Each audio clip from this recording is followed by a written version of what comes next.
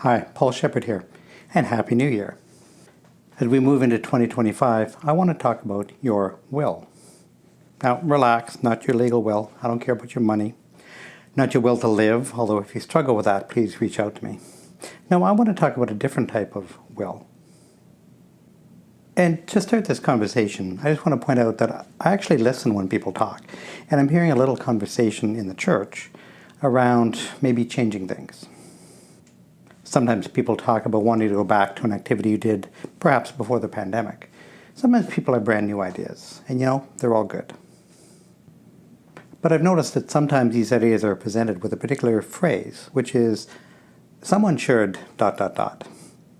And I think we've all been in the church long enough to know what that means. That's kind of a code, right? Because when somebody says, someone should ... what they mean is, someone else should ... right? Often the person with the idea is not proposing to do anything themselves, they're just throwing an idea out, and consequently, usually nothing happens, even if it's a really good idea. But now, in 2025, we get to imagine who we want to be and what we want to do. Now, please don't worry, I haven't gone crazy. I'm not imagining some massive program like a food bank or something like that. It's just that we can make conscious decisions about what we want to do, and it's good to talk about our intentions from time to time. But in very brief summary, I would say what we need to do with our limited energy is we need to figure out the needs of our community and our own passions and energy, and where those intersect, that's what we have to put our energy into.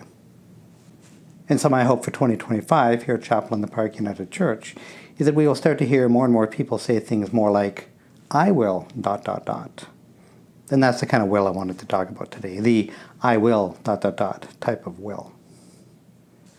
So I'm not imagining any massive programs. It's just all of us have skills and gifts that other people might enjoy learning, or at least doing together. I mean, the idea of just doing puzzles together in my office is so simple, and yet we have fun and we engage with each other every week. So this is my invitation to you. Think about what passions you have, and maybe you'd like to do it in a group form. Maybe you'd like to knit or do some art, and you'd either like to show people how to do it or just do it together. There's all kinds of things we can do at the church that could be fun, could be building community. And if you can name your passion, it's not like you have to do it by yourself. The church and I can help you bring your passion to life. And I cannot wait to hear some of your I will stories for the coming year. And I just want to share a brief story. And this is a story about embracing a new idea that fills new needs. It's a story, oddly enough, about a grocery store. There's a Dutch grocery chain called Jumbo, and in 2021 they recognized a new community need. And the need they identified was simply loneliness. Jumbo's idea was actually very simple. They took some of their regular checkouts and they converted them to what they called Kletskassa, or chat checkout. The idea being that if you're in one of these lines for one of these checkouts, you won't be rushed and you can actually have a little bit of friendly conversation with the teller. Moreover, cashiers were actually trained how to recognize signs of loneliness.